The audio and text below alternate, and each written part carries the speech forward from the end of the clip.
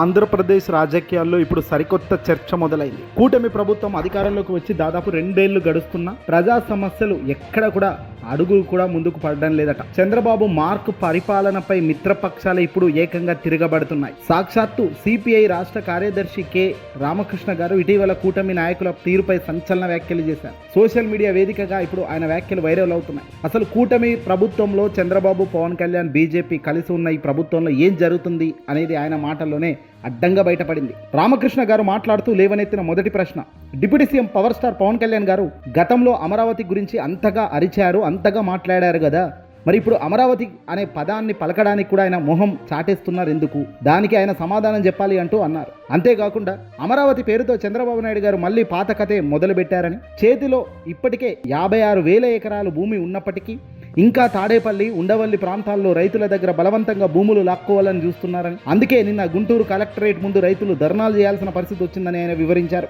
ప్రపంచంలో అసలు ఎక్కడా లేని నగరాన్ని కడతానంటున్నాడు. అరచేతిలో వైకుంఠం చూపిస్తూ రాష్ట్రాన్ని అప్పులపాలు చేయడం ఎంతవరకు కరెక్ట్ అంటూ కమ్యూనిస్టు పార్టీలు ఇప్పుడు ప్రశ్నల వర్షం కురిపిస్తున్నాయి చంద్రబాబు పైన. వైఎస్ఆర్సీపీ మొదటి నుంచి చెబుతున్న మాటలు ఇవే. చంద్రబాబును నమ్మితే ఎలా ఉంటుందనేది ఉదాహరణలతో సహా ఇప్పుడు కమ్యూనిస్టు పార్టీలు సైతం రంగులను బయట పెడుతుంది చంద్రబాబువి. ఇకపోతే ఇరిగేషన్ ప్రాజెక్టుల విషయానికి వస్తే కూటమి ప్రభుత్వానికి ప్రియారిటీస్ లేవనేది స్పష్టంగా తెలుస్తుందన్నారాయన.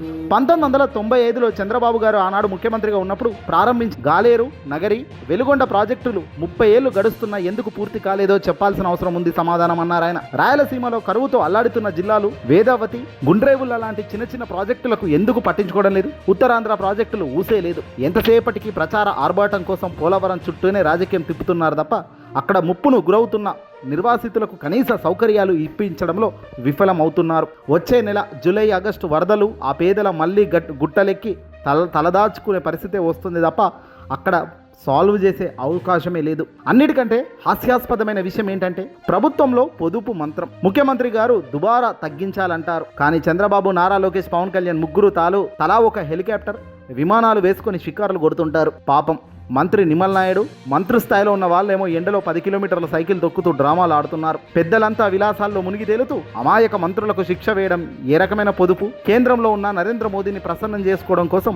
ఆయన ముందు మాట్లాడే ధైర్యం లేక సొంత పార్టీ పండుగ అయిన మహానాడు కూడా రద్దు చేసుకునే స్థాయికి కూటమి దిగజారిపోయిందని ఈ సందర్భంగా కమ్యూనిస్టుకు సంబంధించిన పార్టీలో రామకృష్ణ గారు ఎండగట్టారు. చివరకు ఆయన ఒక మాట ఆలోచింపజేస్తుంది. అమరావతి కేవలం ఒక జిల్లాకు పరిమితం కాకుండా 29 జిల్లాల ప్రజల ఓన్ చేసుకునేలాగా దాన్ని వెంటనే ఫ్రీ జోన్ గా ప్రకటించాలి. లేదంటే అది గుంటూరు జిల్లా అమరావతిగానే మిగిలిపోతుంది. చూసారుగా, ప్రతిపక్షాలు చెప్తున్న మాట ఇవాళ నిజమని మిత్రపక్షాలే ఒప్పుకునే పరిస్థితి వచ్చాయి. వైఎస్ఆర్సీపీ జగన్మోహన్ రెడ్డి గారు పదే చెబుతున్న మాటకు అక్షర సత్యంగా ఈరోజు మిత్రపక్షాలన్నీ ఒకటవుతున్నాయి. కూటమి ప్రభుత్వ ప్రచార ఆర్భాటాలు పక్కన పెట్టి ఇప్పటికైనా నిజమైన అసలైన పరిపాలనపై దృష్టి పెడితే బాగుంటుంది.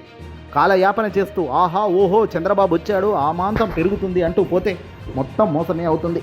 చంద్రబాబు ప్రజలను మోసం చేస్తూ, డ్రామాలు చేస్తూ, విలాసాలు పోతూ, పైగా ఖర్చులు తగ్గించాలి, తమ్ముళ్ళు అవునా కాదా అంటూ మాటలు సూపర్గా మాట్లాడుతూ పోతే అవ్వదు. రియాలిటీ మొత్తం బయటకు పడుతూనే ఉంది, జాగ్రత్త అంటున్నారు కమ్యూనిస్టు పార్టీ నేతలు. ఏదేమైనప్పటికీ కూడా 1995లో చేసిన ప్రాజెక్టులే పూర్తిగా చేయలేదు చంద్రబాబు ముఖ్యమంత్రిగా ఉన్నప్పుడు. ఈ పెద్ద అమరావతి లక్షల కోట్లు పెట్టి ఎలా పూర్తి చేస్తాడో మీరే ఆలోచించాలి.